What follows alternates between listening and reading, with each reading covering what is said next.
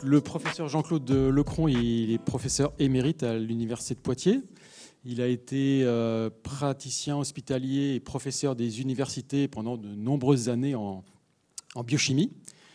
Il a également dirigé le service d'immunologie et d'inflammation au CHU de Poitiers. Et il a fait sa recherche dans un laboratoire, plusieurs laboratoires, mais un laboratoire notamment qu'il a créé en 2004, qui s'appelle le laboratoire Inflammation, Tissus épithéliaux et cytokines, des laboratoires qu'il a dirigés pendant de 2004 à 2018. Donc j'ai pris sa succession. Et donc c'est un laboratoire qui s'intéresse à l'inflammation, notamment l'inflammation de la peau. Donc c'est peut-être un des exemples que Jean-Claude vous présentera.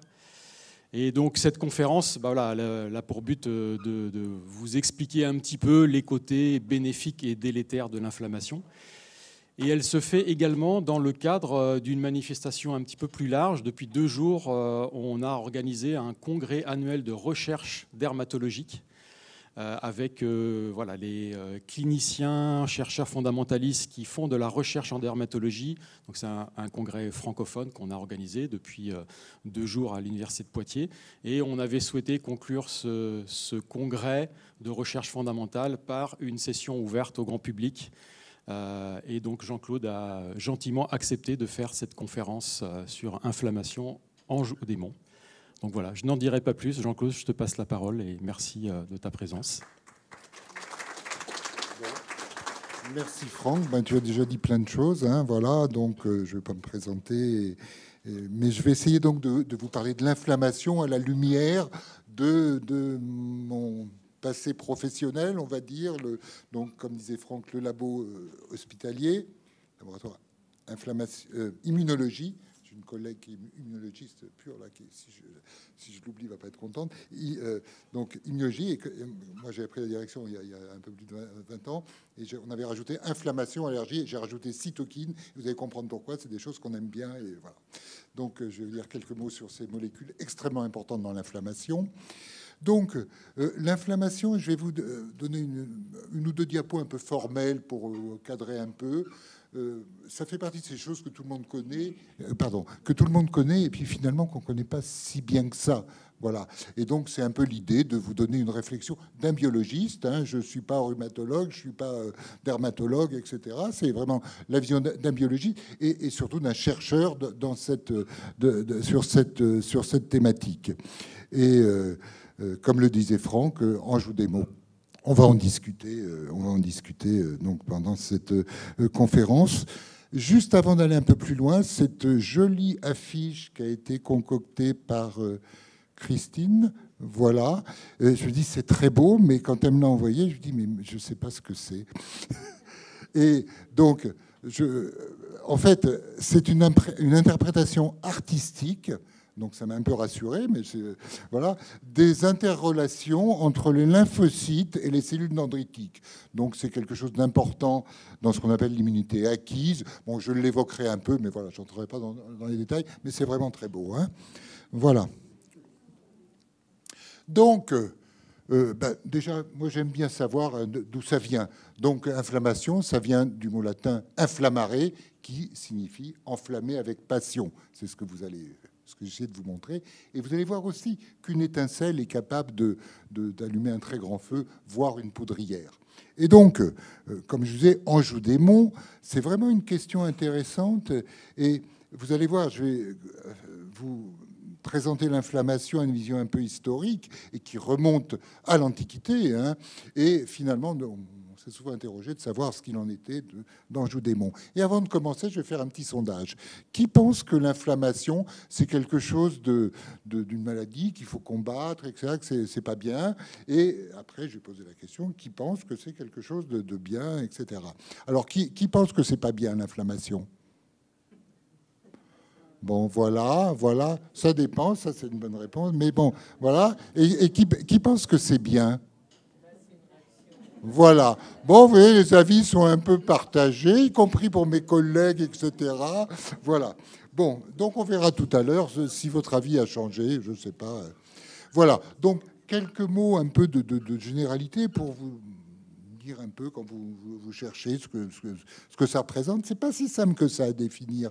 Donc, c'est quoi? C'est l'ensemble des réactions locales. Alors ça, il faut comprendre que c'est quelque chose, a priori, de local, l'inflammation, qui est provoquée par divers agents physiques ou chimiques. Des radiations, ça peut être des UV, le soleil, chimique, alors, multiples agents chimiques qui sont capables d'induire de l'inflammation, des lésions, un coup de marteau sur le doigt quand vous bricolez, enfin, quand vous bricolez pas trop bien, parce que, voilà, un coup de couteau, un coup de bistouri aussi, on en reparlera, ça crée une inflammation, vous allez voir, on a une histoire un peu amusante dans ce contexte, donc des lésions, des germes pathogènes, évidemment, donc des infections, des virus, des bactéries, ils ne sont pas tous pathogènes, mais voilà, ils peuvent induire cette inflammation, et puis, ou encore des cellules tumorales qui ne sont pas forcément reconnues, etc. Et ça peut induire un contexte inflammatoire.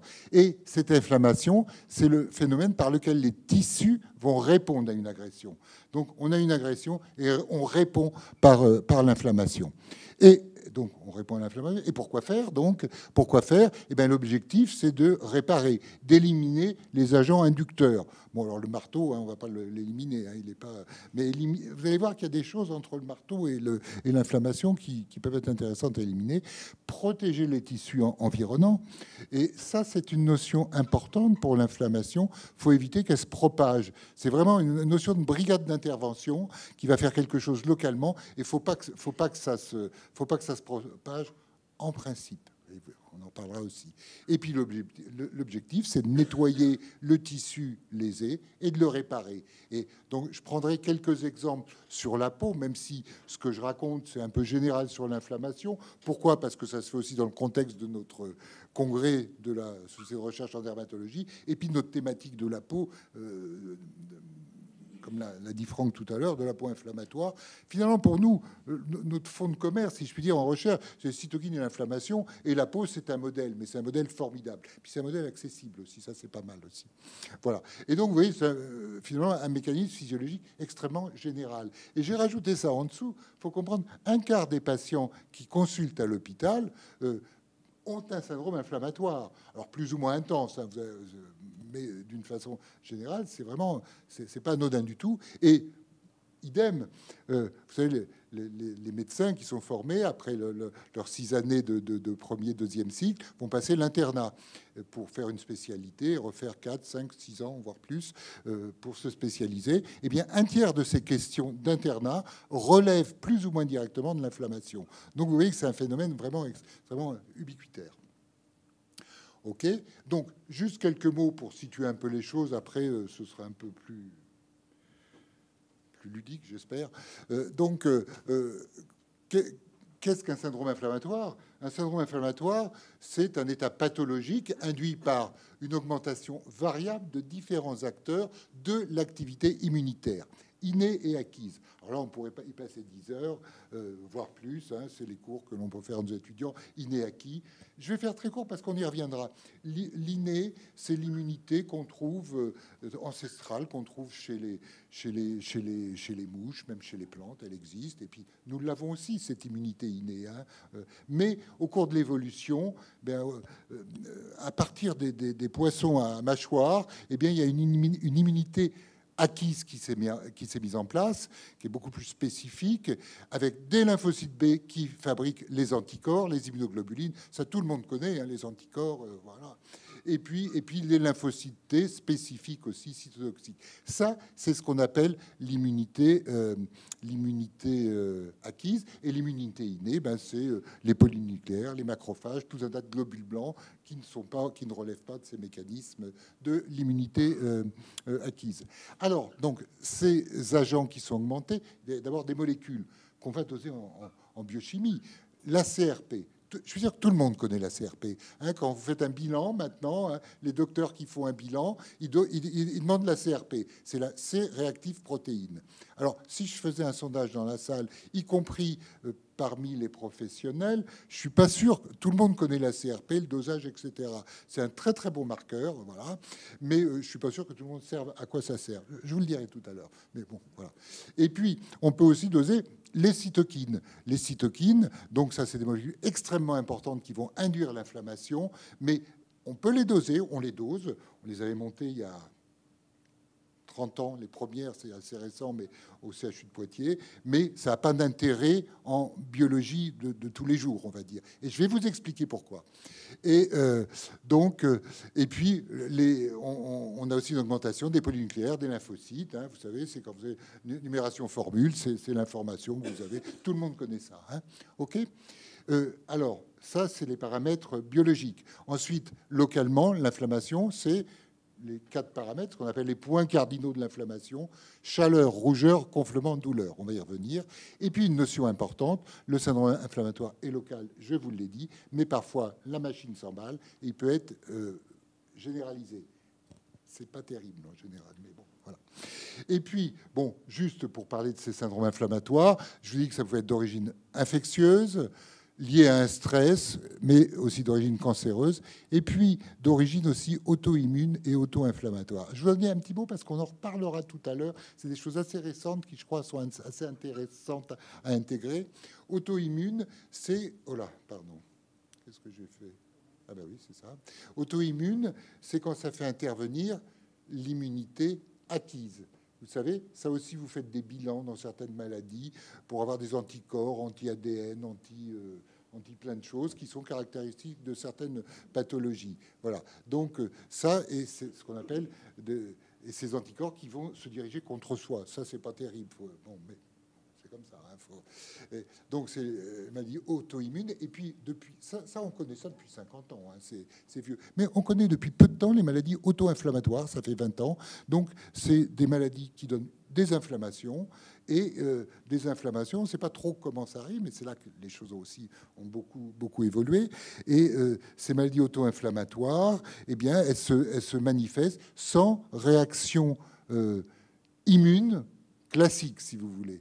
Et vous allez voir comment on est arrivé à cette notion. Et je pense que c'est assez intéressant. Enfin, en tout cas, moi, j'ai trouvé ça assez intéressant. J'espère vous en convaincre. Voilà. Donc, je vous ai dit que c'était un phénomène connu depuis l'Antiquité, l'inflammation. Et ça avait été décrit par un savant romain il y a à peu près 2000 ans, monsieur Celsus, là, qui est représenté, avec les fameux points cardinaux de l'inflammation: chaleur, rougeur, tubéfaction, douleur. Voilà, ils sont là. Et c'était quand même extrêmement visionnaire. Enfin, c'était une observation, c'était assez génial de voir ça quand même.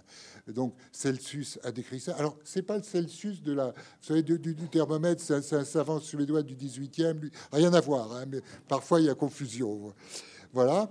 Et puis, 2 siècles après, donc Galien, qui lui était un médecin grec, a ajouté la perte de fonction. Effectivement, quand on a une inflammation au genou ou ailleurs, on va dire, ben, on a du mal à courir le 100 mètres en 10 secondes, n'est-ce pas? Je sais que ça résonnera pour quelques amis dans la salle.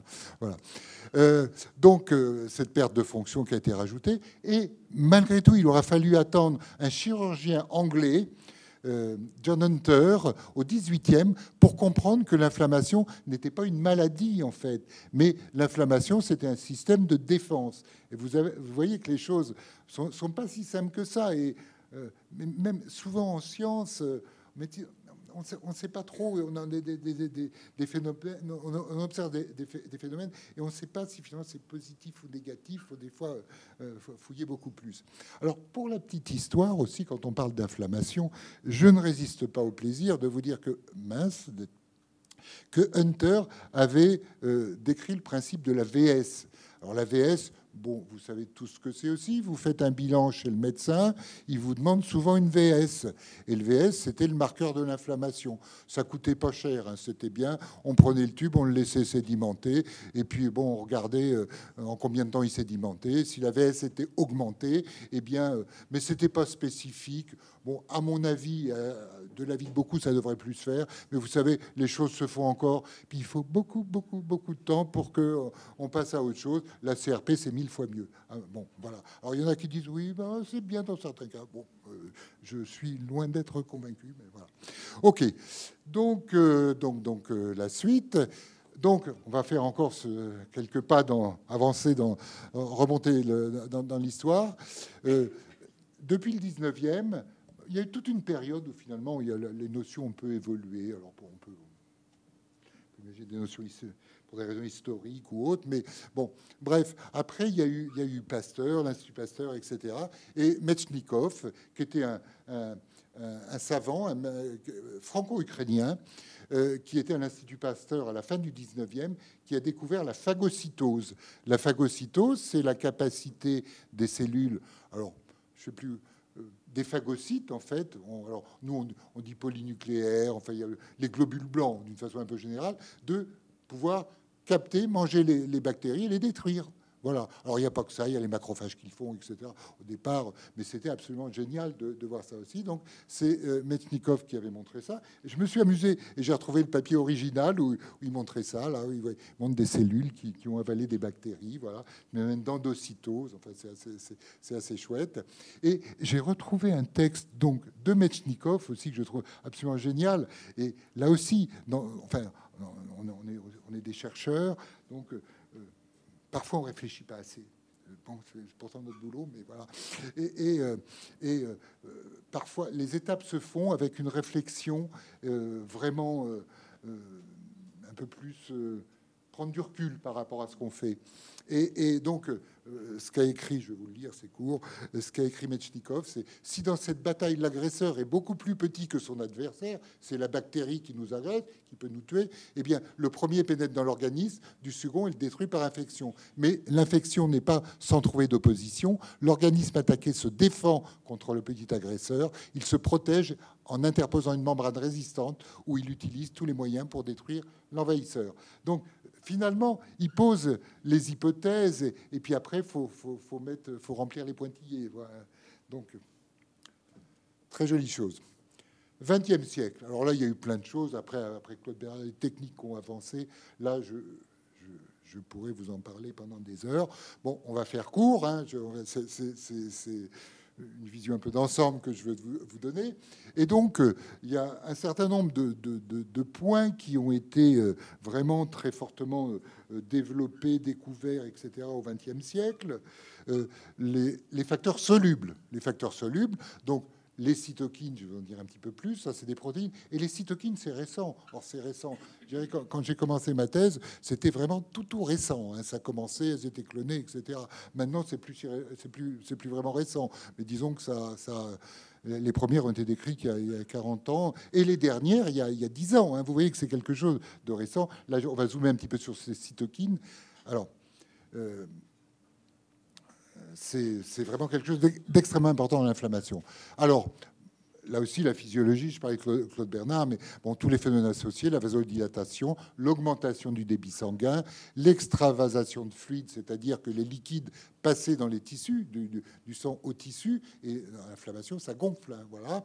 Le chimiotactisme. Le chimiotactisme, ça veut dire quoi? Ça veut dire qu'on va avoir production de facteurs, de molécules, sur un endroit lésé, par exemple, et ça va permettre d'attirer les cellules vers cet endroit pour faire leur job. Hein.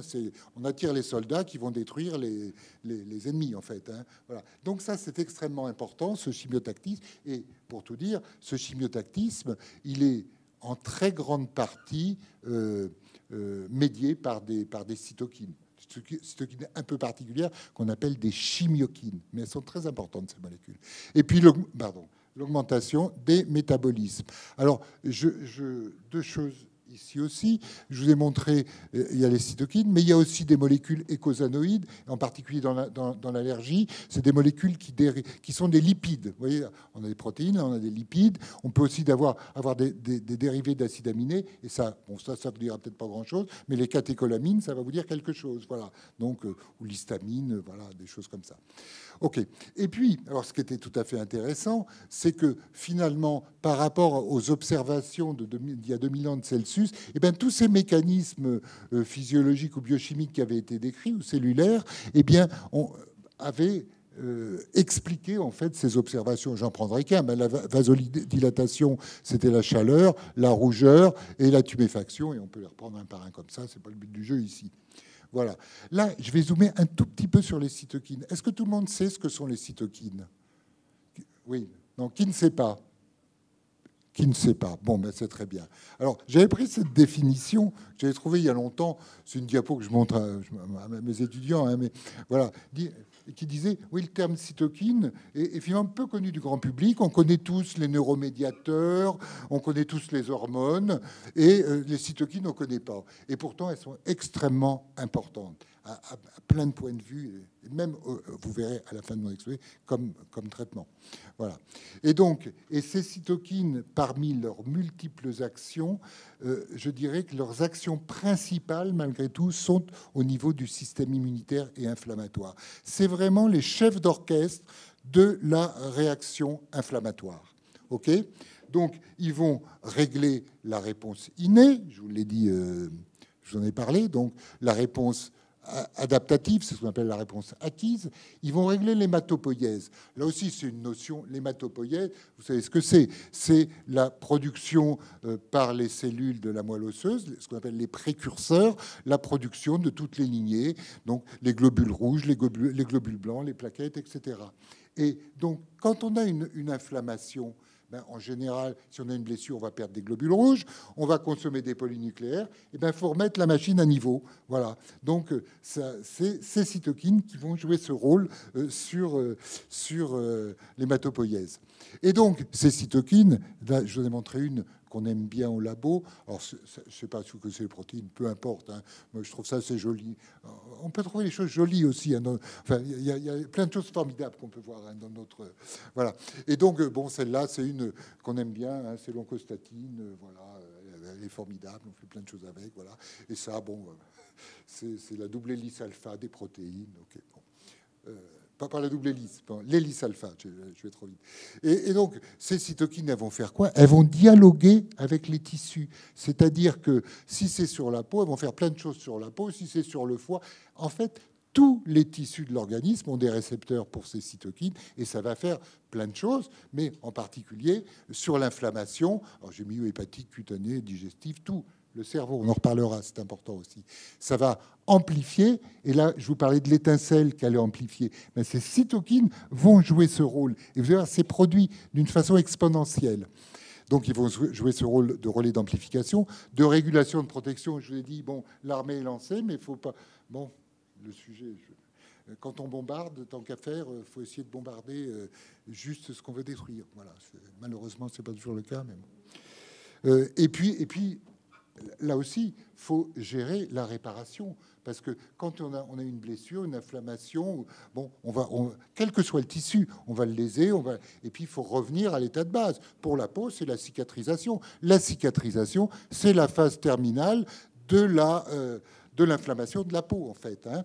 Et puis, alors ça, c'est bien quand ça marche bien. Et puis, ben, ça ne marche pas toujours bien.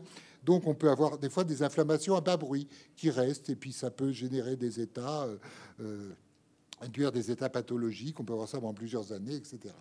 Il y a l'inflammation chronique. Il y a certaines maladies chroniques, hein, chroniques de la peau, le psoriasis, par exemple, ou du digestif, hein, les mychymes, maladies inflammatoires chroniques de l'intestin, etc. Donc, il peut y avoir aussi, et là on zoomera un petit peu dessus, ce qu'on appelle le sepsis. C'est là qu'on a une inflammation qui se généralise et qui est extrêmement dangereuse. La plupart des patients en réa, nombreux patients de réa, ils vont après un sepsis, ok, et donc avec une défaillance multi-organes et une réaction systémique qui atteint tout le corps. Et puis aussi, parfois, un bruit de fond de cytokine peut aussi encourager des tumeurs, parce que, alors là, c'est pas le sujet, j'en reparlerai pas après, mais certaines cellules tumorales ont des récepteurs pour les cytokines directement, donc sont sensibles aux cytokines. Et puis, il y a tout le système immunitaire derrière qui fait que, vous savez, on en parle beaucoup aujourd'hui, hein, de tous les traitements, ben, ça joue sur ces systèmes-là, en fait. Bon, c'est pas le but du jeu, on peut en parler, mais... d'en parler, voilà. Et tout ça, je l'ai rajouté, mais on verra pour le psoriasis, se fait. On est tous différents, hein. On est des machines extrêmement complexes et dans un environnement qui est très variable. Un environnement, voilà, on n'aura pas les mêmes choses si tout va bien, si on se sent bien dans sa peau, si on mange bien, enfin, tout ce qu'on peut imaginer. Et puis donc ça, c'est un premier point. Puis un environnement génétique, si je puis dire.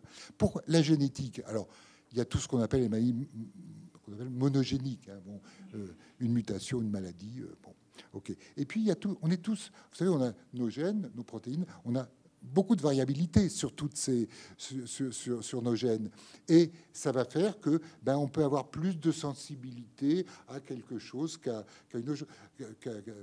une personnalité plus qu'une autre. Vous voyez. Et puis ça peut être pas sur un gène, mais ça peut être multigénique sur plusieurs gènes. Et puis des fois pas de chance, voilà. Mais des fois c'est avantageux aussi. Hein. Il y a des mutations. Anecdote, rien à voir. Mais il y avait un coureur de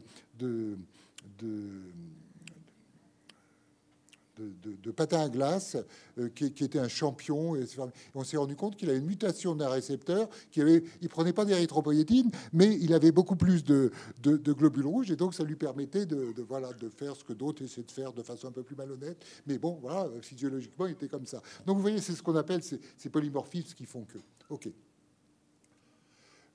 Donc là, je reviens un peu à ces histoires, donc du rôle de ces cytokines dans l'inflammation. Eh bien, je vous montre un exemple ici. Quand on induit une inflammation, là, chez un rongeur, alors on peut prendre des lipopolysaccharides. Oh là là, c'est barbare. Je vous en dirai un mot. Je vous montrerai la photo parce que c'est beau, un lipopolysaccharide. Mais voilà. Et un lipopolysaccharide, c'est en fait des bouts de bactéries, de membranes de bactéries, pour faire extrêmement simple. Hein. Et donc, si vous les injectez à des souris, eh bien, ça crée une inflammation terrible. Hein, ou plutôt des rats. Et à certaines quantités, ça va être létal aussi, ça va tuer les rats. Hein. Donc, et c'est pas la bactérie en elle-même, hein, c'est uniquement la molécule. Hein. Et donc, quand on suit au cours du temps l'évolution des marqueurs, donc on a injecté notre fameuse LPS. Tout de suite, on va avoir l'induction de cytokines, plein de cytokines, hein, c'est à résumer ici. Et vous voyez, j'aime bien ce schéma, parce qu'en fait, il dit plein de choses, et il permet de comprendre plein de choses. Il permet de comprendre, dans un premier temps, que ça peut monter très vite. C'est une échelle quasi logarithmique ici, c'est-à-dire que là, c'est 1, 10, 100, 1000, 10 000, 100 000, etc. Ça peut monter extrêmement vite. Et vous voyez aussi, la demi-vie est très courte. La demi-vie, ça veut dire ces molécules sont fragiles et très vite elles sont détruites. Ok. Et la demi-vie est très et hyper rapide, ce qui fait que les doser, ça sert pas à grand chose. Et là, par exemple, au cours de la crise Covid, j'en dirais un petit mot aussi. Bon, un certain nombre de labos. Marchands du temple ont essayé de vendre en routine des dosages de cytokines, et en fait c'était complètement idiot parce que finalement on savait, les patients qui arrivaient, on savait pas à quel moment les doser, donc voilà, ça n'avait pas beaucoup de sens, si vous voulez. Bref, et ces cytokines vont induire la fameuse protéine CRP dont je vous parlais tout à l'heure, que je suis sûr vous connaissez tous. Et si vous ne connaissez pas, vous regardez en détail vos comptes rendus de laboratoire, il y a 9 chances sur 10 que vous ayez la CRP. C'est très souvent prescrit. N'est-ce pas, docteur? Non? Oui. Bon. Voilà. Et donc, l'intérêt de la CRP, c'est que la demi-vie est beaucoup plus longue. Donc, on n'est pas à un moment du temps très fugace, et donc, intérêt de les doser. Voilà. Donc, je vous montre donc cette cinétique qui est importante, la CRP dont je vais parler, et la dispersion. Ça, c'est un petit travail qu'on avait fait il y a 25 ans avec le service de chirurgie thoracique chez des patients qui allaient subir un pontage. Et alors, à l'origine, l'histoire était assez intéressante, on va dire, pas amusante pour les patients, mais elle était intéressante pour nous. Et il y avait 2 séries de patients, des patients qui avaient ce qu'on appelle une circulation extracorporelle et d'autres qui avaient une intervention sur un cœur refroidi et voilà, qui battait moins vite. Je ne sais pas, on a un cardiologue dans la salle, j'espère que je ne dis pas de bêtises, hein, c'était à peu près ça. Voilà. Et donc, on avait comparé la production d'une cytokine pro-inflammatoire, l'IL-6. Alors, vous voyez ce schéma. Là, c'est en log. On est à 110 000. C'est colossal comme marqueur biologique. Regardez vos résultats d'analyse, vous verrez qu'il n'y a pas beaucoup de molécules qui bougent comme ça. Hein. Et vous voyez la cinétique, hein, très très vite, ça augmente. Et donc, et là, ce qui était amusant par rapport à notre étude, c'est que quel que soit le mode, la circulation extracorporelle ou le cœur refroidi, eh bien, on avait finalement la même augmentation. Et petite anecdote aussi, je raconte ça à un copain qui était chercheur à Pasteur, il dit on a fait ce travail, c'est marrant, il y a des gars qui ont raconté que c'était lié à la circulation extracorporelle. Ils ont dit n'importe quoi. Il dit oui, c'est moi qui ai fait le travail. Bon, on ne s'est pas fâché, mais voilà. Parfois, ça veut dire aussi qu'on peut faire des conclusions idiotes, enfin idiotes, oui, parce qu'on n'a pas toutes les données, si vous voulez. Par contre, ce qui nous a beaucoup interpellé à l'époque, c'est de dire qu'est-ce qui fait que c'est pas une infection? Comment on peut avoir 10 000 fois plus d'IL-6? Et en fait, c'est le coup de bistouri. Alors ça, on s'en est douté. Mais après, pourquoi? Et c'est ce que je vais vous expliquer tout de suite après. Alors ça, c'est l'inflammation aiguë. Ça, c'est un petit travail qu'on avait fait aussi il y a très très longtemps sur des patients qui avaient une artérite temporale. C'est pas très intelligent. On fait des dosages dans le sérum, etc. Ça montre plusieurs choses. Ah si, pardon, je reviens en arrière parce que je vais vous montrer une chose qui est importante par rapport à ces dosages. Vous voyez, chez les patients avant l'intervention, eh bien, les taux variaient de 1 à 80. C'est-à-dire, contrairement à la CRP qui est très homogène, c'était très hétérogène. Donc, très hétérogène, c'est difficile d'en faire quelque chose pour les cliniciens. Vous voyez que c'est pas simple. Donc, c'est dispersé et c'est hétérogène. Donc, voilà. Et ici, c'est juste un travail pour montrer que, pareil, des patients qui avaient cette inflammation chronique, cette maladie de Horton, eh bien, quand on les traitait avec des corticoïdes, Péros, eh bien, très rapidement, ces cytokines chutaient. Voilà. Et vous voyez, et même on a regardé, c'est même avant 24 heures. Et là, il y en a un qui était remonté, mais c'est un patient qui n'avait plus abandonné son traitement. Et vous voyez, ici, c'est la CRP. Mais vous voyez, la cinétique de la CRP, il y a 24 heures de décalage, comme je vous l'ai montré chez la souris tout à l'heure. OK, on continue. Bon, là, c'est un schéma. Je ne vais pas trop zoomer là-dessus. Je vais vous montrer des diapos un peu barbares. Vous rentrez pas dans les détails. Hein, je vous explique un petit peu ce qui se passe. Je vous ai parlé de chimiotactisme tout à l'heure. Eh bien, ces cytokines, ces chimiokines qui sont produites ici, eh bien, elles vont attirer dans les tissus les cellules, les polynucléaires du sang, les lymphocytes, etc., qui vont diffuser. On a besoin d'elles. Okay, et il y a un gradient qui se fait dans le tissu et elles vont migrer avec des systèmes assez formidables d'ailleurs. Elles vont migrer dans le tissu pour faire leur job. Alors, bon, là, j'ai repris ça d'un bouquin d'immuno assez classique, mais pour vous dire ce qui peut se passer, eh bien, le pathogène qui sera dans le tissu, eh bien, il va arriver, il va être phagocyté par les phagocytes. Je vous ai raconté, ça vous avez compris. Il va se passer aussi qu'il y a des molécules qui vont être produites comme la CRP, qu'on appelle des molécules opsonisantes. Vous oubliez le nom. Mais ces molécules opsonisantes vont se mettre sur ces bactéries, hein, sur ces pathogènes, pour faciliter la phagocytose. Okay, c'est ce qu'on voit ici.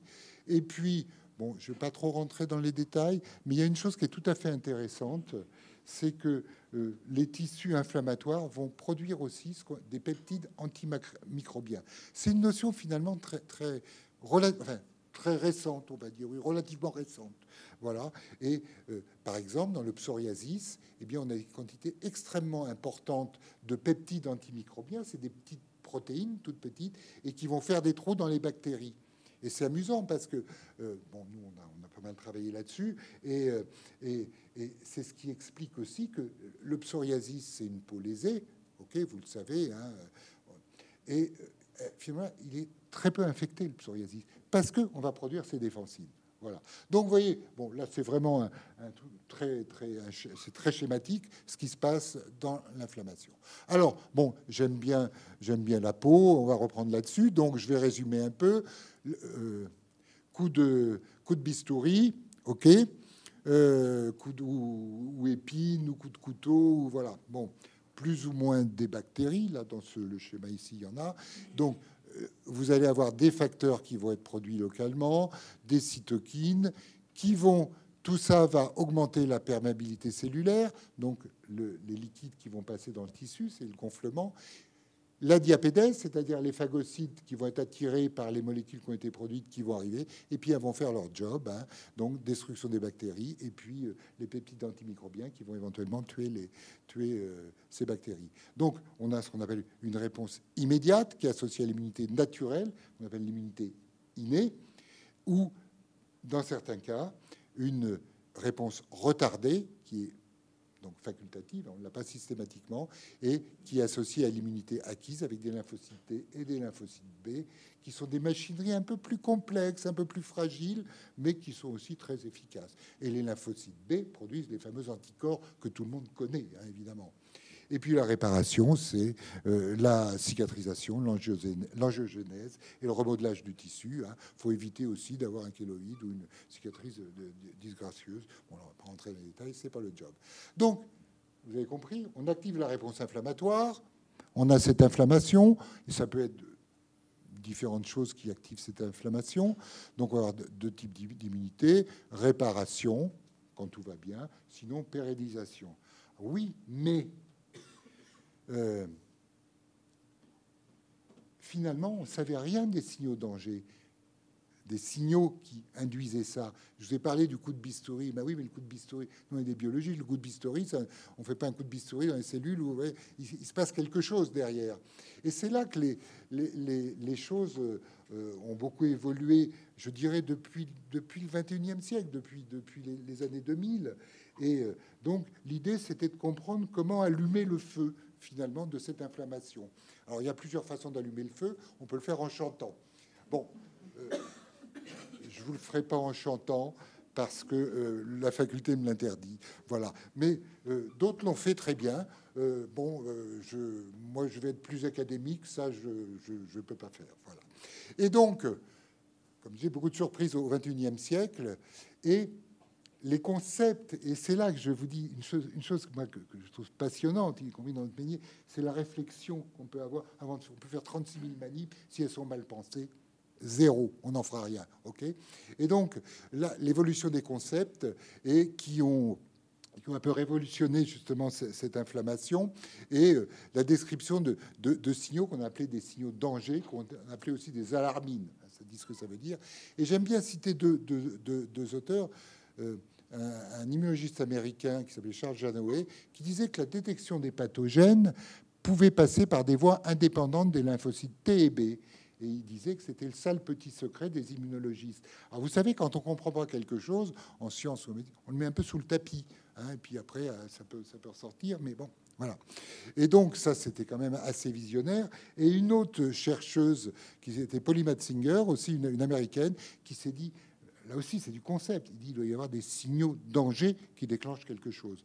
Et elle était un peu solitaire, un peu iconoclaste, cette Polly Matzinger. Et le papier, elle avait raconté ça, elle était toute seule sur son article. J'en dis, c'est pas possible d'arriver à des concepts comme ça tout seul. Et donc, elle a rajouté son chien sur le papier. Et puis, il paraît que c'est pas... Bref, vous voyez, on peut s'amuser aussi des fois dans des choses comme ça. Et donc, vous regardez pas, là, vous écoutez ce que je vous dis, c'est un peu... Voilà. Et il y a deux, après ces concepts mis sur la table, il y a deux séries que j'aime bien citer, qui sont extrêmement intéressants, qui ont permis de comprendre comment cela a évolué.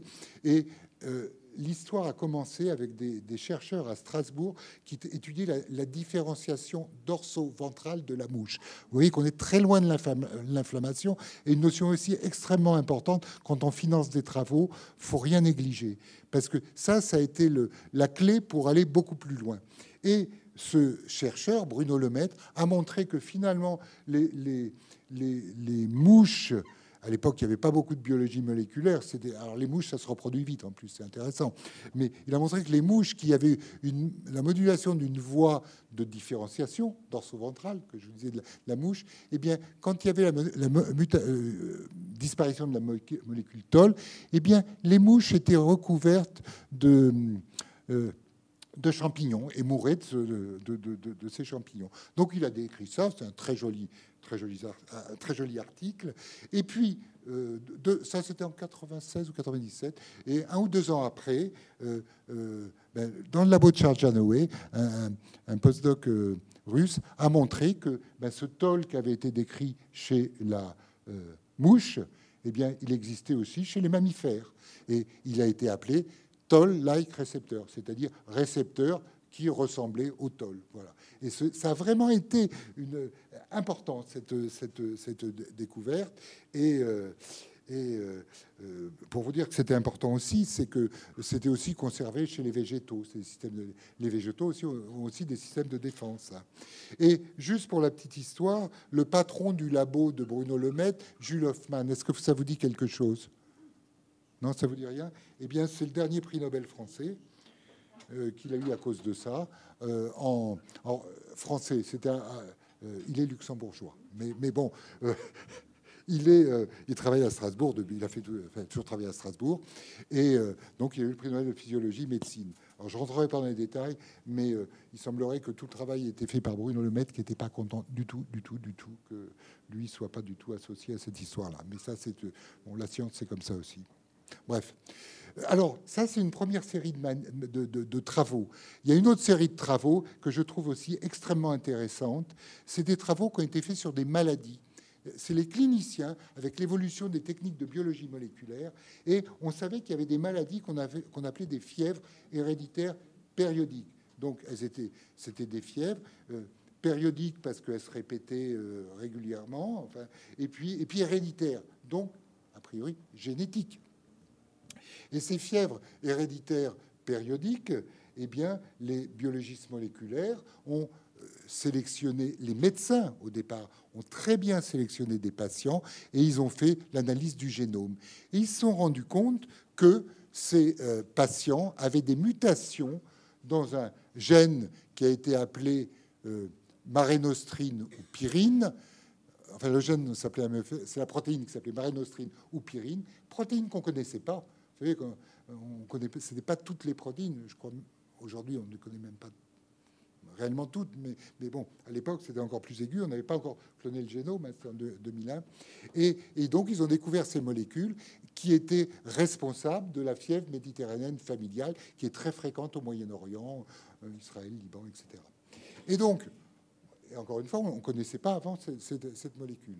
En 2001, une autre série de malades qui avaient des fièvres, qui avaient plusieurs noms, Muckle-Wells syndrome, etc. Aussi des fièvres héréditaires. On ne savait pas ce que c'était. Et là, pareil, les biologistes moléculaires ont montré une mutation dans une molécule qu'ils ont appelée dans un gène CIAS, et ils ont appelé cette molécule cryopyrine ou NLRP3. Bon, ça, c'est du baratin, on s'en moque. Hein. Mais ça a défini ensuite toute une famille de maladies qui avaient été décrites uniquement sur des signes cliniques sous l'appellation de CAPS. Alors là, c'est un acronyme anglais, cryopyrine associated periodic syndrome. Bon, c'est un peu barbare, mais c'est comme ça. Et donc là, c'est pareil. On découvre des maladies, mais on ne sait pas pourquoi, on ne sait pas comment ça marche. Et quelques années après, donc là, c'est 2002, c'est des Suisses qui ont montré que finalement, cette molécule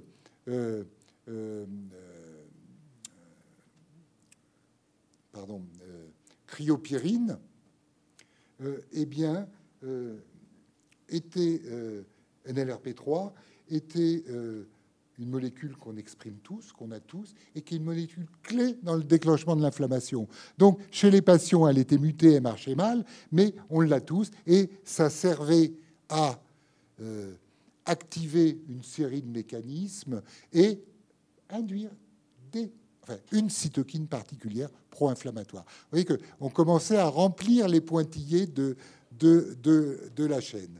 Voilà.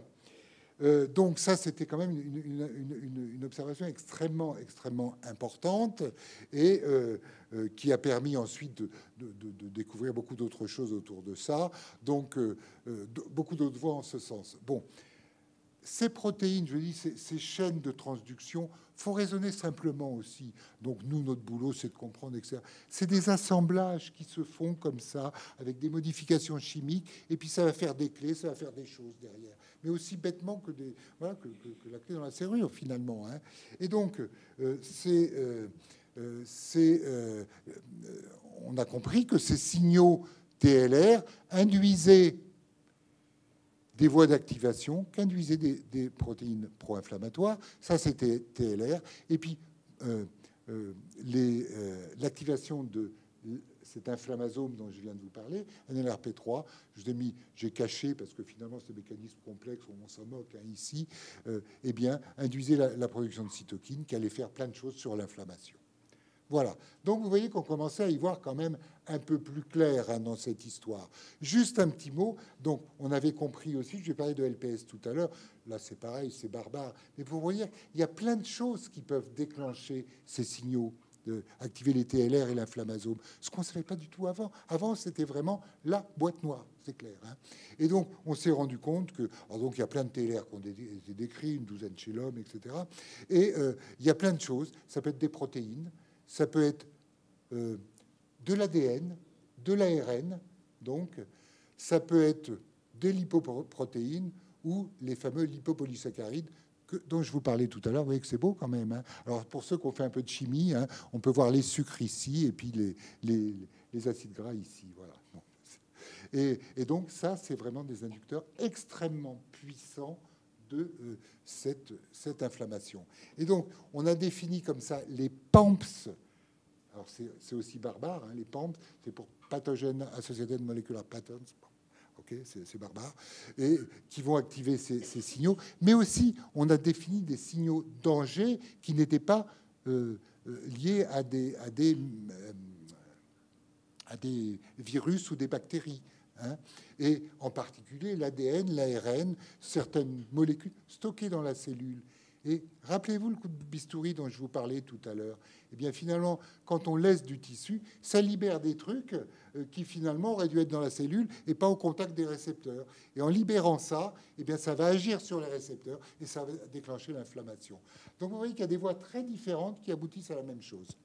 Voilà. Et alors, oui, aussi, j'en dis un petit mot. En particulier, je mets l'acide urique. Vous connaissez tous la goutte. La goutte, c'est une maladie qui était fréquente au 19e. On aimait bien la bonne chair. Maintenant, bon, je dirais que c'est pas fini, mais voilà, on buvait beaucoup, etc. On a une crise de goutte. Et goutte, vous savez que c'était associé à des cristaux d'acide urique. Eh bien, c'est une maladie inflammatoire, douloureuse, invalidante, etc. Eh bien, on a compris que les cristaux d'acide urique pouvaient activer l'inflammasome. Et donc, on a compris la physiopathologie de cette maladie qu'on connaissait depuis très longtemps, mais qu'on ne connaissait pas. Et finalement, bon, ça a été intéressant, y compris pour les traitements internes. Oups. Donc, ça a permis aussi maintenant de remplir un peu les pointillés. Là, j'ai quelques exemples, je vais passer vite. La réaction inflammatoire, c'est des inducteurs, des capteurs, des médiateurs, des effecteurs. C'est un papier de Medzitov que je trouve formidable et qui prend quelques exemples. Et là aussi, il faut conceptualiser pour bien comprendre. Hein. Et il prend 3 exemples dans son papier. Les LPS, les bactéries, je vous l'ai dit, on active un TLR, on produit des cytokines et ça fait plein de choses derrière.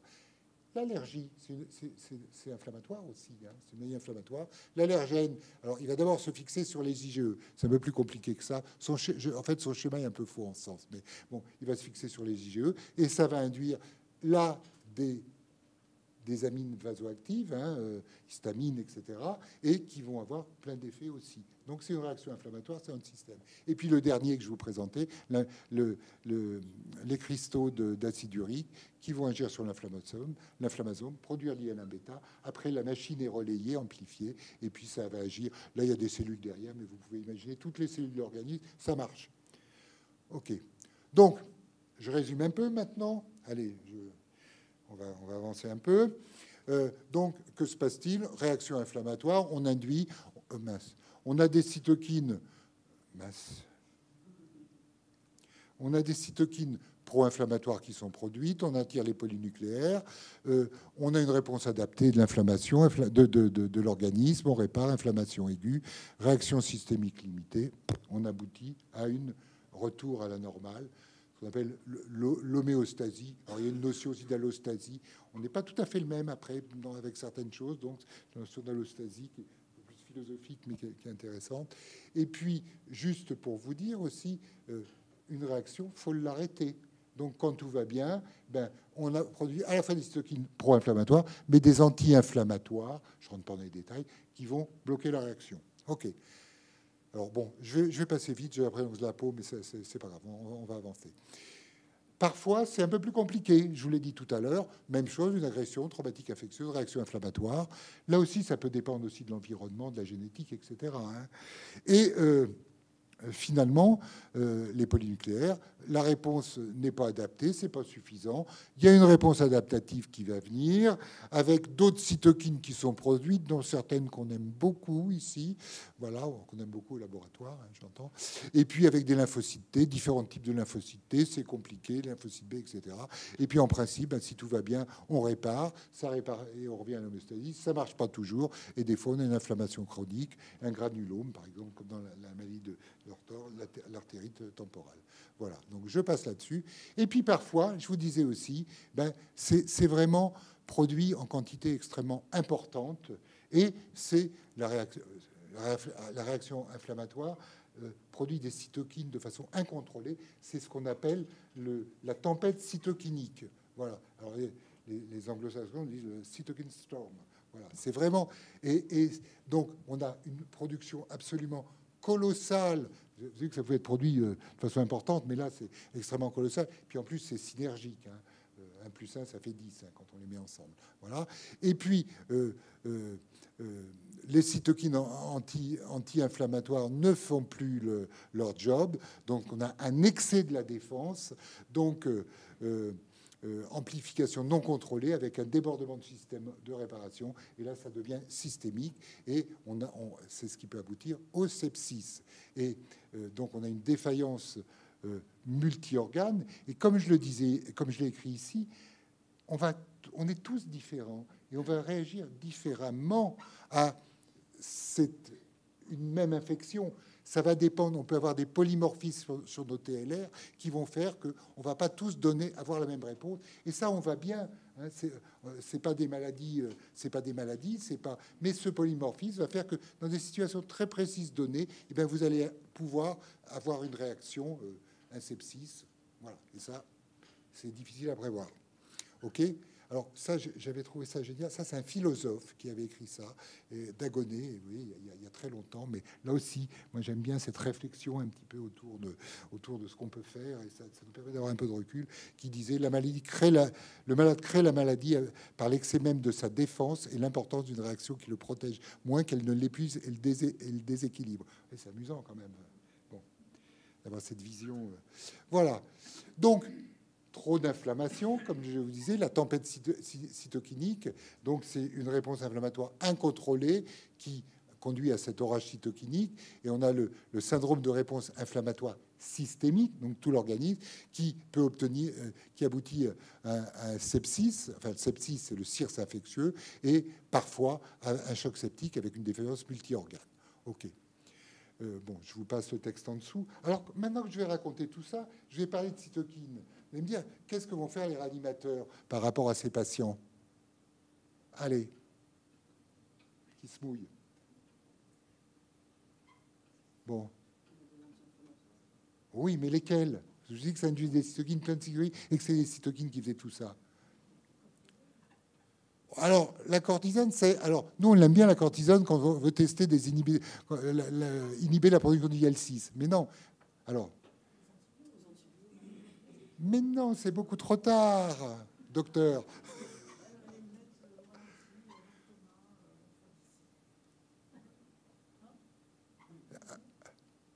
Allez. Des anticytokines, évidemment. Voilà. Ben oui. Voilà. Bon, alors c'est formidable. Et les réanimateurs, je m'appelle de René Robert, tout début. C'est pas vieux tout ça. Hein. Et enfin, c'est pas vieux à mon échelle. Oui, bon, à la tienne aussi. Hein. Excuse-moi. Mais bon, les réanimateurs, ils étaient fous avec ça. Sauf que vous vous rappelez, donc les anti-TNF, ça marche vachement bien. Monrad, tout à l'heure, avant de lui injecter du LPS, vous lui injectez des anticorps anti-TNF. c'est les biothérapies, eh ben, il ne va pas faire de choc septique. C'est génial. Sauf que, vous avez vu ce que je vous ai montré, le pic fugace? Eh ben, quand les patients ils arrivent à l'hôpital, c'est terminé, la machine est lancée et on a l'explosion de l'inflammation. Et c'est trop tard, ça ne sert plus à rien. Donc il y a eu plein d'espoir autour de ça. Et puis ça ne peut pas marcher pour des raisons aussi bêtes que ça. Mais bon, oui, mais aussi. Et ce pic fugace, mais je crois qu'il y a peu de gens qui le comprennent, y compris tous les gens à l'hôpital. Ah, tu peux me donner les cytokines pour ça? Non, mais attendez, ça ne sert à rien, c'est pas la peine. Et pourtant, c'est notre bébé. Enfin, on aime bien ça. Mais bon, voilà. OK. Et donc, le Covid, même chose. Les formes graves de Covid, eh bien, on a une production exacerbée de cytokines. Alors, il y a eu plein de littérature autour de ça. Et là aussi, les traitements anticytokines, ben oui, en général, c'est trop tard. Hein, quand la machine est lancée, réaction systémique. Et voilà. Bon, là encore, tout ça, je ne vais pas vous le commenter, hein, mais c'est pour vous dire que c'est... Et vous voyez, ça, cette étude, il y a eu plein d'études extrêmement, c'était n'importe quoi au début du Covid, des bêtises qui ont été racontées. Des gens disaient, même ils confondaient les nanogrammes et les picogrammes. Bon, c'est pas grave, hein, il y a un facteur 1000 entre les deux, mais c'est bon. Il y a vraiment eu plein de bêtises de raconter, et ça, c'est vraiment un papier sérieux qui avait été fait. Et vous voyez, il séparait les patients modérés ou sévères, et vous voyez, il y avait des taux différents, en sachant qu'à chaque fois, c'est des échelles logarithmiques. Hein. OK. Et j'aime bien ce papier parce que ils ont trouvé, nous, on n'a pas pu le faire, mais parce qu'on n'avait pas... Il y a eu finalement peu de patients à Poitiers, puis on n'avait pas les séries, etc. Mais cette cytokine, ce qu'on aime beaucoup au labo, eh bien, c'est une de celles qui est vraiment très augmentée dans ces maladies. OK. Donc, maintenant, je voudrais finir... Ouais, finalement, j'ai trop parlé. Je vais parler de psoriasis après, j'en parlerai pas. Mais je voudrais finir sur quelque chose qui je crois, est important aujourd'hui. C'est sur les anomalies génétiques qui impactent l'inflammation. Et en particulier, là, je vous ai parlé dans le Covid d'une explosion de cytokines, d'un orage cytokinique. OK. Bon, ça, on en a discuté. Et il y a une autre situation qui fait qu'il y a une réponse inflammatoire insuffisante. Et là, il n'y a plus d'orage cytokinique, mais par contre, il y a le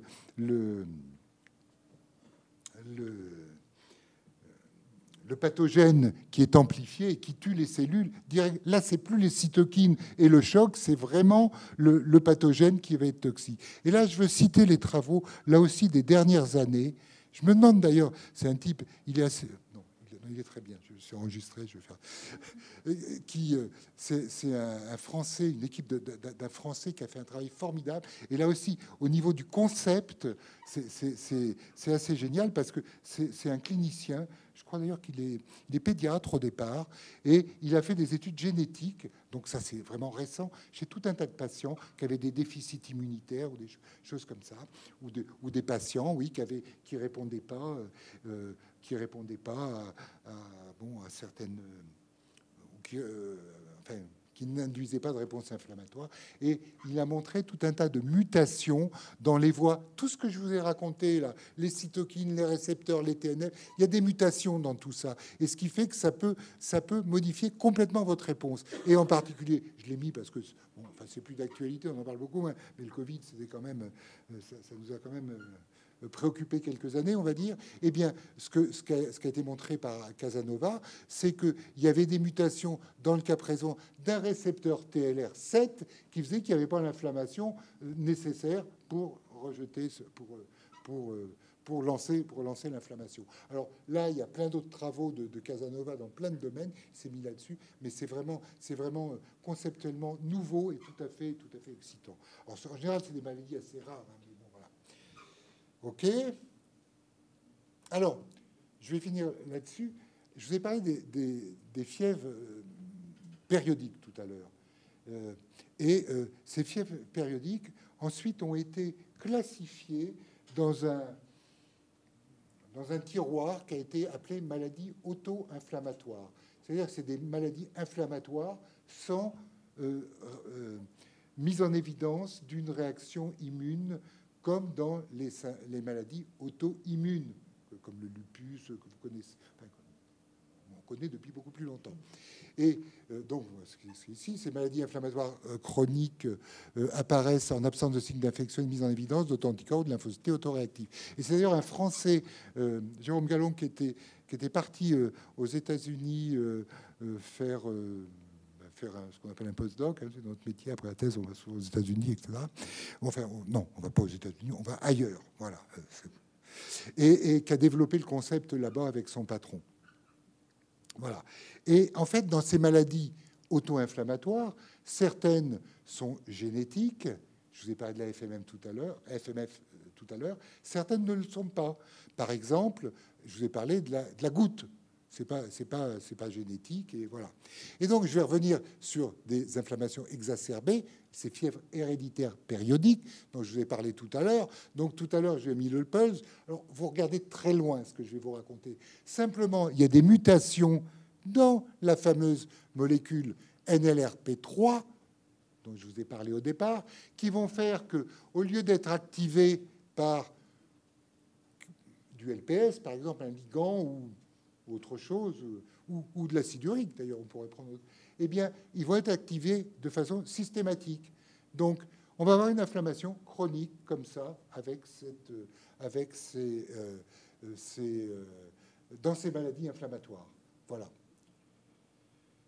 Et donc, ça, c'est pour dire qu'il y a plein de mutations qui ont été décrites. Ça, c'est un papier qui est relativement ancien, mais il y a vraiment, on en découvre régulièrement. Alors, au début, c'était très excitant. Maintenant, c'est très intéressant de les noter, mais bon, c'est plus aussi important. Et tout ça aboutissant à la sécrétion d'IL1. OK ? C'est ce que je vous disais tout à l'heure. Pardon. Et donc, juste, ça c'est un petit travail qu'on avait fait au labo, que j'aime bien montrer. C'est pas facile à montrer tout ça, hein, quelles molécules sont impliquées. Et on a travaillé dans une fièvre avec des généticiens parisiens, des collègues parisiens, Isabelle Géru ici, et nous, on est des biologistes plus cellulaires. Donc, on a pris les cellules du sang de ces patients, et on l'a fait par rapport à 5 contrôles ici. Et puis, on a vu que ces patients, spontanément, on les mettait en culture dans les boîtes, eh bien, pas les patients, les cellules, hein, et bien, ils produisaient des quantités extrêmement importantes d'IL1. Vous voyez, donc là aussi, les concepts, il faut vérifier, il faut être sûr de ce que ça fait, etc., pour aller comprendre comment ça marche. Voilà, bon, ça c'est pour. Voilà, juste là aussi, vous regardez très loin. Alors, je ne vous ai pas posé là. Comment on va traiter ces maladies de l'inflammasome avec une production d'IL1? Là, je vous avais aidé tout à l'heure. Maintenant, vous allez me le dire. Avec des anti-IL, hein, ben voilà. Hein. Et donc, il y a 36 façons de traiter avec des anti-IL1. Et là, il y a plein de stratégies. Donc, vraiment, je ne rentre pas dans les détails. C'est pas le job ici. Hein. Mais vous voyez, ici, en particulier, il y a les anticorps monoclonaux. Et les anticorps monoclonaux, il faut comprendre que c'est les biothérapies depuis 20 ans. Dans les maladies, dans le psoriasis, dans les polyarthrites rhumatoïdes, à l'hôpital, les formes importantes de polyarthrite rhumatoïde sont traités comme ça. Et même maintenant, ça a évolué. C'est des traitements qui coûtent extrêmement cher, mais extrêmement efficaces. Donc, ça a ouvert toute une gamme de thérapies nouvelles et qui sont assez exceptionnelles. Alors, bon, je ne vais pas rentrer dans la chronologie non plus. Alors là, on en est plutôt aux anticorps. Donc, il faut bien comprendre comment ça marche pour bien aller taper sur les molécules qu'on veut détruire. Maintenant, on travaille aussi sur les voies de transduction avec des molécules un peu moins chères, un peu plus petites, pour essayer de faciliter les traitements, on va dire. Voilà. Donc, eh bien, je ne vais pas vous parler du psoriasis, même si je l'aime bien. Si, juste les 2 dernières, quand même, pour vous reprendre. Ça, c'est un travail, c'est des diapos d'ailleurs que j'ai emprunté à Franck, hein, tu vois, je rends à César. Voilà. Donc, le psoriasis, hein, avec ses plaques. Donc, d'ailleurs, pour la petite histoire aussi, le psoriasis, on ne sait pas toujours très bien ce qui est capable d'induire le psoriasis. C'est un environnement génétique, il y a des polymorphismes de cytokines, mais rien de très, très défini. Alors, il y a eu des hypothèses, enfin, je ne rentre pas dans les détails ici, d'alarmine, etc. Mais bon, voilà, on ne sait toujours pas très bien ce qui l'induit. Quoi qu'il en soit, ce que l'on observe dans la peau de psoriasis, ça c'est des travaux du labo, eh bien on a... alors vous savez, maintenant on a des outils formidables, on ne fait pas ça en routine, mais dans les biopsies de peau, on peut aller chercher... Les protéines c'est compliqué, mais l'ARN messager, on a beaucoup parlé d'ARN messager, rien à voir ici, mais enfin bon, rien à voir avec la vaccination, etc. Mais bon, dans le cas présent, on détecte la présence d'ARN messager, et plus il y a d'ARN, en théorie, plus on aura de la protéine. Et ça, c'est relativement facile, on va dire. Et puis les techniques ont tellement évolué qu'en 20 ans, enfin, même en plus de 20 ans, avant on en cherchait 2 ou 3, maintenant, pour le même prix, on en fait 10 000. Hein. Enfin, voilà, c'est vraiment... mais après, il faut gérer derrière. C'est pas simple. Mais bon, bref, c'est comme ça. Et donc, je reprends mes patients avec le psoriasis. Et bien, vous voyez, on a beaucoup de cette cytokine IL-17. On a beaucoup de cette cytokine IL-22 qu'on aime beaucoup au labo, mais là, je résiste pas au plaisir de le dire. On a notre ami Laure Dumoutier, qui est ici, qui est belge, qui était au congrès, et c'est Laure qui a caractérisé, il y a 25 ans, l'IL-22. Voilà. Donc, il faut rendre à César aussi. Et donc, voilà, très augmenté. Par contre, très augmenté dans le psoriasis, c'est nous qui l'avons montré. Hein, voilà. Et puis, une autre sur laquelle on a travaillé il y a relativement peu de temps, c'est l'IL-34. C'est une cytokine qui est plutôt... qui va contrôler, qui est inhibée dans le psoriasis. Eh bien, chez ces patients avec un psoriasis, ce que l'on peut faire, c'est une biothérapie avec un anti-IL-17, donc une des cytokines, et ça marche super bien. Je peux vous dire que, alors, c'est pas les petits psoriasis, hein, c'est quand même, ça coûte très cher, et ça se fait à l'hôpital, mais ça marche super bien. Et donc, la peau est blanchie, hein, ok, donc ça c'est bien pour le patient. Mais nous, au niveau labo, on aime bien voir derrière ce qui se passe. Eh bien, les niveaux d'IL-22, d'IL-17 sont revenus équivalents à des niveaux de peau normale. Voilà. Bon, ben écoutez, je vais en rester là. Je crois que j'ai même été un peu long, mais bon, voilà, je suis bavard, je sais. Voilà, en chantant, ça aurait peut-être été plus court parce que vous m'auriez sorti bien avant, mais bon, voilà. Et maintenant, j'aimerais bien refaire le même sondage. Donc, c'est bien ou c'est mal l'inflammation? C'est bien. Voilà, c'est mal. Bon, alors, il y a beaucoup de bof là maintenant, mais moi j'en suis là aussi, hein, parce que parfois c'est bien, parfois c'est mal, donc c'est bof. Voilà. Bon, bah, écoutez, je vous remercie de m'avoir supporté, voilà, de votre attention. Et si vous avez des questions, ben, je serais ravi d'y répondre, voilà, ou d'essayer d'y répondre. Voilà, n'hésitez pas, Alain.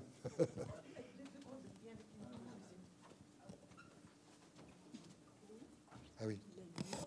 Comme c'est enregistré. Éventuellement, j'ai d'autres collègues ici qui pourront m'aider au besoin. Mais... Pardon. Excusez-moi, juste le temps de venir à vous. Oui, tu nous as expliqué tout à l'heure que l'ARN pouvait être le facteur déclenchant de l'inflammation.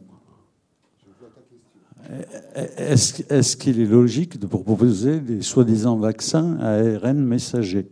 C'est pas des soi-disant vaccins, c'est vraiment des vaccins. Alors, je vais répondre. C'est pas le vaccin Pasteur. Hein. Oui, non, mais c'est... Alors, là, c'est pas vraiment mon sujet, mais bon, en fait, ces vaccins, le principe des vaccins ARN, en fait, je crois que beaucoup de gens ne savent pas. Beaucoup de gens sont contre, mais ne savent pas. Mais bon, deux choses. Le principe du vaccin ARN, c'est de donner de l'ARN qui va dans la machinerie cellulaire, donner la protéine derrière, qui va être antigénique.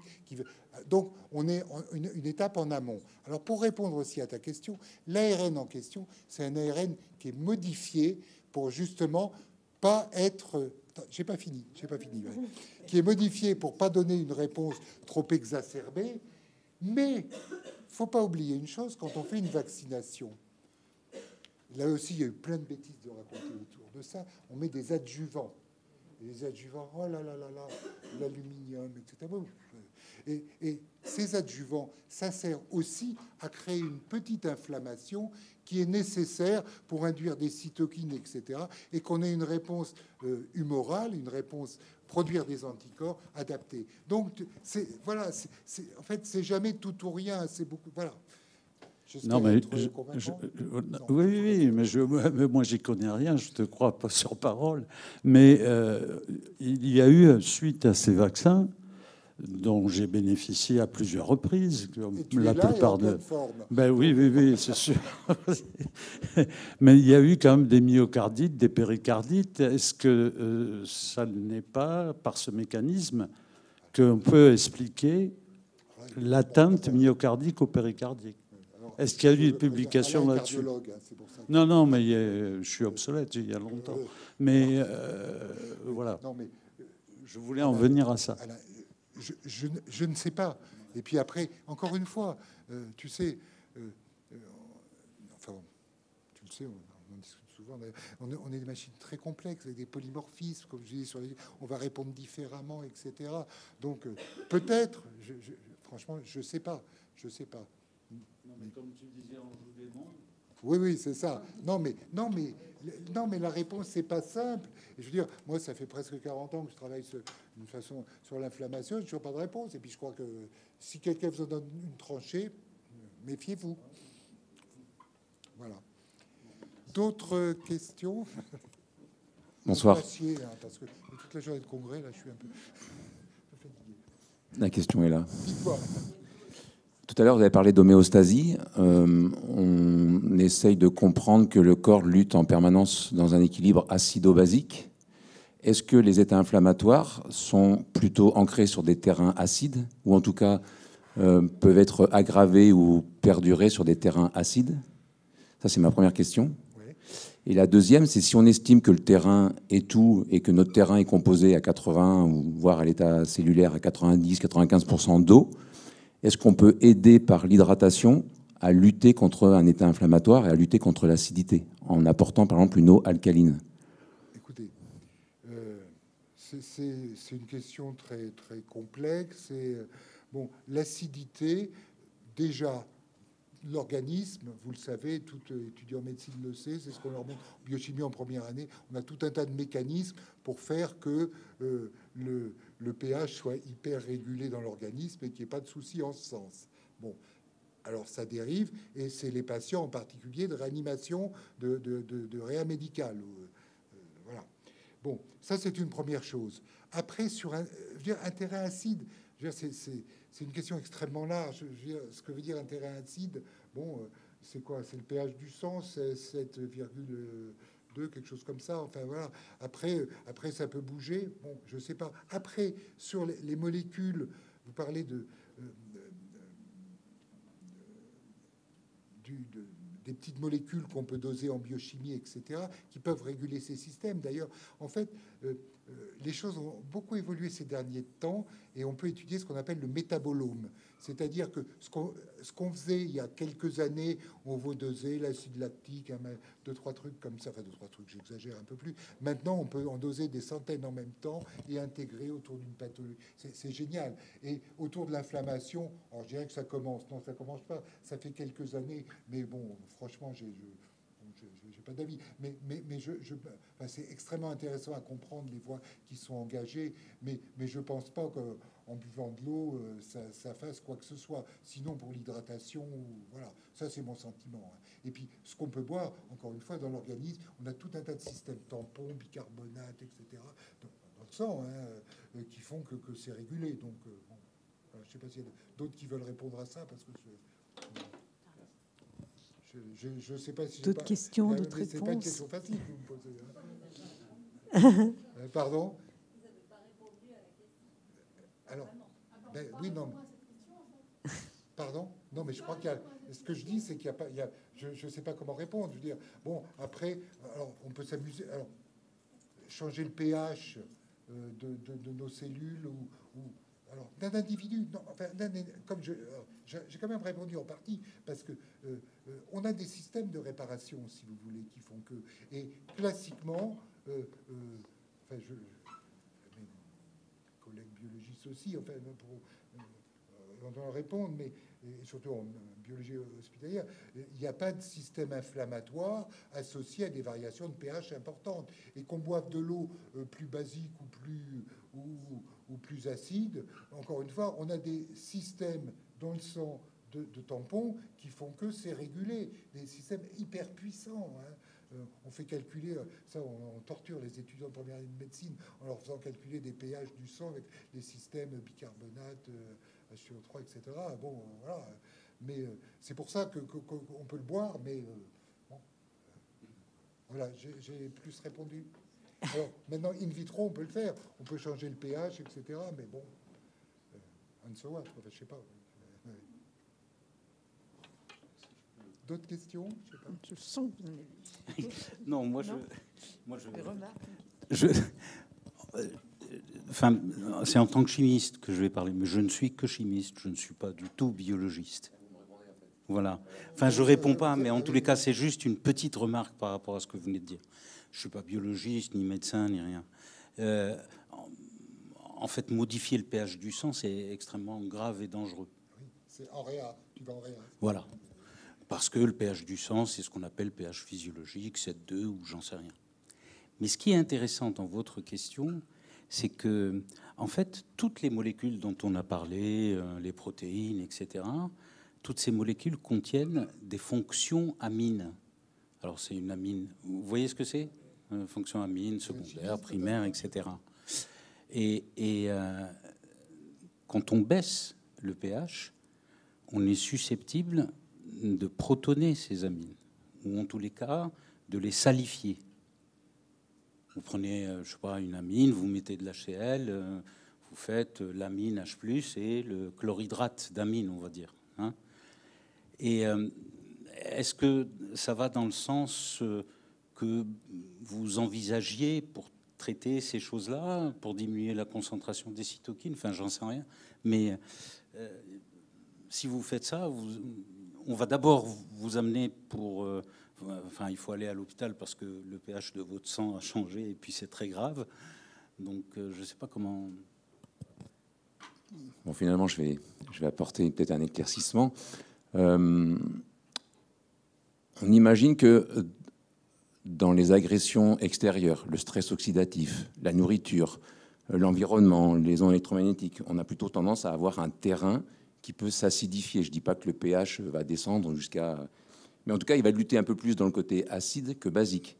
Donc, on estime que pour laisser le corps à 7,2, 7,3 de pH, le corps va avoir besoin d'aller chercher des sels minéraux, entre autres. Et si on n'en apporte pas assez, peut-être qu'il va aller les chercher dans les cartilages, les ongles, les cheveux, les os, et notamment les cartilages qui vont induire des douleurs articulaires. C'est-à-dire que pour moi, la question, c'était plutôt, par exemple, sur un état de douleur articulaire, c'est parce que, alors, il peut y avoir de l'arthrose ou de l'arthrite, c'est que le corps a répondu à un côté acidifiant en allant chercher des sels minéraux là où il y en a, au détriment de sa propre santé, parce qu'on ne lui apporte pas assez. Et est-ce que la question, j'ai parlé d'hydratation, mais est-ce que l'alimentation ou l'hydratation pouvaient combler à... Bon, je l'ai dit tout à l'heure, aussi l'inflammation, c'est un environnement donné. Bon, une alimentation, alors il y a 1000 alimentations différentes, mais en carence, des choses comme ça, ben, on est dans des états un peu déséquilibrés qui peuvent... Mais bon, alors, mais ça, là, c'est mon point de vue. Hein, autant je vais montrer des choses où là, moi, encore une fois, je pense que... je crois que ça... Alors, que ça n'ait aucun effet... Je ne crois pas. Je vous dis, on est des machines extrêmement compliquées, avec des réglages extrêmement fins, et des fois, ça se dérègle. Voilà. Mais que ça a une importance, une grande importance par rapport à ça, par rapport à l'inflammation, je ne crois pas. Et je pense qu'on a des systèmes aussi de régulation de ce fameux pH, acide ou basique d'ailleurs, parce que c'est pas bien non plus d'avoir un sang trop basique, hein. Mais que nos systèmes de régulation sont tellement importants que voilà, je crois qu'on a besoin de beaucoup de choses. Alors, un exemple. Enfin, là aussi, ça va peut-être pas plaire à tout le monde, mais bon, les vitamines, ça va bien. C'était bien pour les marins qui avaient besoin de manger des oranges, etc. Bon, nous maintenant, avec les régimes que l'on a aujourd'hui, bon, on n'est pas vraiment carencé en vitamines, hein. Bon. Voilà, même si on n'est pas capable de les synthétiser et qu'elles sont indispensables pour l'organisme. Alors bon, là c'est peut-être c'est une autre chose, mais vous voyez, je pense que voilà, c'est vrai. À mon sens, je pense pas que de l'eau acide ou ou basique changera quelque chose à un état. Et je pense que, enfin bon, on connaît bien la littérature sur le sujet. J'ai des collègues ici qui sont aussi qui étaient au Congrès, qui sont bon. Je pense pas que ce soit quelque chose. Mais je dis pas que c'est pas possible. Hein, mais voilà, voilà moi. Merci. Une dernière question. Dernière question, oui, non, je sais pas. Allez. Non, oui. Ah bah voilà. Allez. On va faire le micro, il n'est pas très loin. Donc, angioedémon, dans un état inflammatoire où il y a rougeur, gonflement, douleur, difficulté de mobilisation, est-ce que la glace est appropriée? Ah, ça, c'est une bonne idée, oui. Ah, merci, je serais pas... Voilà, ça, c'est une bonne idée, oui. Et pour tout vous dire, il y a 3 jours, je serais venu avec un bloc de glace sur la main. Voilà. Non, non, oui, ça c'est. Mais bon, et là, il y a des études qui ont montré. Combien de temps alors? Oh, ben, combien de temps, quoi? Mettre la glace? Vous savez, il y a même des études qui se font, et chez les Nordiques, là, mais même, je crois, ça a été acquis, ça, Franck, des bains pour se mettre dans des conditions. Ah ben oui, oui, ok, pour se mettre dans des conditions de froid extrême, de froid extrêmement important, hein, de type -20, etc., pour voir les modifications d'un certain nombre de paramètres physiologiques et avec des capacités aussi de régler certains problèmes. Voilà. Alors, il y a des Chinois qui ont fait l'expérience. Il y a des Chinois qui ont fait l'expérience qui, sur un état inflammatoire, ont mis de la glace. Et au bout d'un certain temps, le corps faisait l'effet inverse, puisqu'il y avait une agression de température. La température baissait, le corps subissait ça comme une agression. Donc, en local, remonter la température à l'endroit où on voulait qu'elle baisse. Donc, c'est pour ça que je vous posais aussi la question du temps. Je n'aventurerai pas là-dessus. Mais sinon, que le froid soit actif. Et on sait aussi, c'est vrai, bon, il y a beaucoup de choses qu'on fait in vitro, c'est-à-dire dans les tubes. Et ça, c'est des choses qu'on peut faire facilement. On peut changer la température, mais il y a plein d'autres choses qu'on peut changer. Le taux d'oxygène, vous voyez, des choses comme ça. Et par exemple, là aussi, je veux dire, ce que je vous montre, les quelques expériences que je vais montrer, on fait toujours ça avec des taux d'oxygène de 20% dans nos incubateurs, nos cellules, etc. 20%, ok, c'est ce qu'on a ici. Mais je prends l'exemple de la peau, mais c'est vrai pour le foie, c'est pas 20%, et c'est pas la même chose. Bon, vous voyez, bon, il y a des paramètres qui sont susceptibles, qui sont susceptibles de modifier nos réponses, ça c'est clair. Ouais. J'allais dire jusqu'à la fonte des glaçons. Oui, c'est ça. Non, mais c'est vrai que dans les pays nordiques, c'est aussi, ils l'utilisent un peu en sens, etc. Non, mais je suis d'accord. Hein, bon, faut être courageux, mais bon. Bon, mais écoutez, je sais pas, d'autres questions, on va peut-être en rester là. Parce que... Là-bas, peut-être? Non, pardon, excusez-moi. C'était pour savoir si les règles étaient considérées comme une inflammation. Écoutez, bon, moi je suis pas spécialiste des règles, je suis plus spécialiste de l'inflammation, mais il n'en reste pas moins que j'ai jamais vu que ça puisse être considéré comme une inflammation. J'ai jamais vu que, je dis pas que ça ne l'est pas, hein, on est bien d'accord. Je sais pas s'il y en a d'autres qui peuvent avoir des avis là-dessus, mais je crois pas. C'est une exclamation de la muqueuse utérine. Oui, oui, c'est ça. Bon, c'est pas vraiment inflammatoire. Oui, je sais pas. Oui, non, mais je pense pas qu'il y ait de, en tout cas, le syndrome avec les marqueurs classiques pour des règles. Cela dit, il y a plein de situations. On a des productions à minima de ces cytokines, etc., sans vraiment comprendre pourquoi. Hein. Ah ouais. Ah, ça c'est génial. On pourrait en parler longtemps. Alors, les cytokines aussi qui sont produites agissent sur tout un tas de paramètres. La fièvre, la somnolence, la douleur, et par des relais, souvent par des médiateurs lipidiques, type prostaglandine, etc. Mais c'est vrai que ça a un rôle, et donc en particulier, j'ai un ami qui est là, qui travaille sur l'innervation de la peau, et on discute beaucoup, effectivement, de l'interaction au cours de l'inflammation, justement, de ces cytokines, voilà. Et le fait, une chose qui m'intéresse beaucoup, pourquoi on se gratte? Et c'est des choses aussi qui sont liées parce que les récepteurs et les cytokines peuvent jouer un rôle, et avec des relais par d'autres molécules qu'on connaissait depuis plus longtemps. Ça, c'est des choses qui sont relativement connues. Les cytokines dans le système nerveux, si c'est tout un monde, c'est passionnant. Ouais. Voilà, donc c'est une très bonne question. Ouais. Voilà. Bon, écoutez, C'est bon, c'est l'heure on va de peut-être. l'apéritif. C'est l'heure de l'apéritif, voilà. Merci encore, professeur Lecron. Et puis, bon retour chez vous.